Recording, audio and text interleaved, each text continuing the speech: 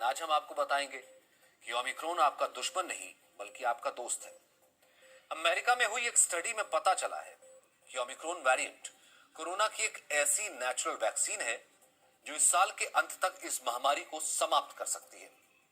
1918 में जब Spanish flu आया था तब भी उसने काफी तबाही मचाई थी, लेकिन बाद में जब इस महामारी ने वर्ष 2022 में प्रवेश किया तो ये कमजोर पड़ने के बाद लगभग खत्म हो गई।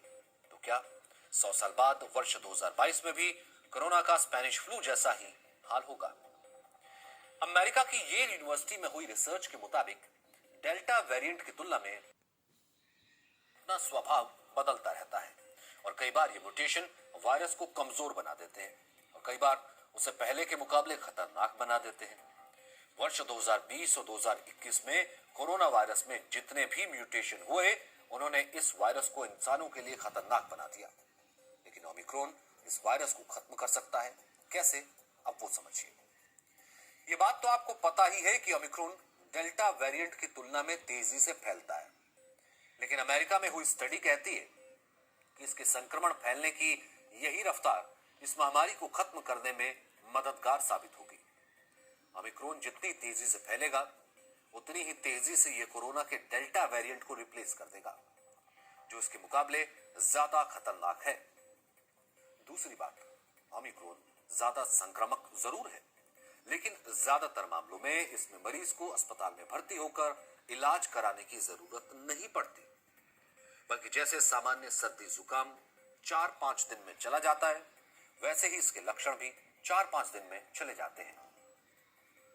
और इसे आप इस बात से समझ सकते हैं कि अमेरिका में ओमिक्रॉन से संक्रमित मरीजों के लिए होम आइसोलेशन केवल 4-5 दिन का कर दिया गया है। वहां जिन लोगों को ओमिक्रॉन हुआ वो संक्रमित होने के 5 दिन बाद लक्षण नहीं होने पर घर से बाहर जा सकते हैं। हालांकि इस दौरान उन्हें मास्क लगाकर रखना होगा।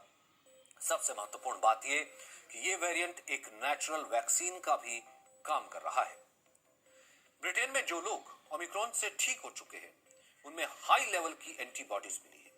एंटीबॉडीज आपके शरीर का वो रक्षा कवच है जो कोरोना जैसे वायरस और दूसरी बीमारियों से लड़ता है। और अभी आप जो वैक्सीन लगवाते हैं उससे भी शरीर में एंटीबॉडीज ही बनती है, लेकिन ये स्टडी कहती है कि ओमिक्रॉन से शरीर में बनी एंटीबॉडीज इतनी ताकतवर है कि कोई भी वैक्सीन ये एंटीबॉडीज विकसित कर सकता है।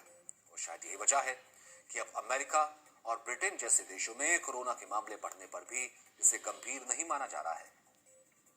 अमेरिका में इस समय 2.5 लाख और ब्रिटेन में लगभग 1.5 लाख कोरोना के मामले हर दिन मिल रहे हैं, लेकिन इसके बावजूद वहां मौत का आंकड़ा 3 से 4 गुना कम है। इससे यह पता चलता है कि ओमिक्रॉन से लोग संक्रमित तो हो रहे हैं, लेकिन यह संक्रमण आपके शरीर के लिए खतरनाक नहीं है।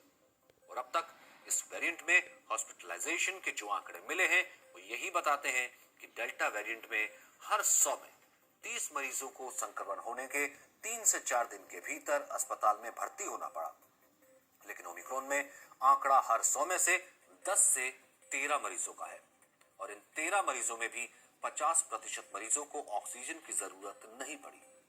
और हमें लगता है कि ये बहुत बड़ी पॉजिटिव न्यूज है। हालांकि अभी आप न्यूज चैनल देखते होंगे या अखबारों में इसके बारे में पढ़ते होंगे तो आपको ऐसा लगता होगा कि भारत में कोरोना का विस्फोट हो चुका है। सभी न्यूज चैनल आपको ये बताने में लगे हैं कि भारत में संक्रमण कई गुना बढ़ चुका है और कई तेजी से फैल भी रहा है। और ऐसा करके डर का माहौल पैदा करने की कोशिश की जा रही है, क्योंकि डर को आसानी से खरीदार मिल जाते हैं।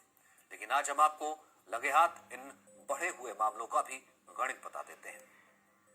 27 दिसंबर को भारत में कोरोना से लगभग 6000 लोग संक्रमित हुए थे, लेकिन 2 जनवरी को प्रतिदिन मामले बढ़कर 33,000 पहुंच गए, यानी संक्रमण 4 गुना तेजी से फैल रहा है। लेकिन मौत का आंकड़ा देखें तो वहीं दूसरे देशों की तरह कम हुआ है। 27 दिसंबर को जब 6000 मामले मिले थे तब 293 मौत हुई थी और अब 33,000 लोग एक दिन में संक्रमित हुए हैं, तब मौत की दर प्रतिदिन 123 है, यानी आधी से भी कम। इसके अलावा दिल्ली और मुंबई जैसी जगहों पर कोरोना के मामलों में बेतहाशा वृद्धि हुई है। इन जगहों पर भी संक्रमण बढ़ा है, लेकिन गंभीर मामले और मरने वालों की संख्या बहुत कम है। एक और बात, भारत में कोरोना का विस्फोट तो हुआ है, लेकिन ओमिक्रॉन के आधिकारिक मामले अब तक 1700 ही हैं, जिनमें से 639 ठीक भी हो चुके हैं, जबकि इतने मामलों में केवल एक ही मौत की पुष्टि अब तक हुई है। Tired of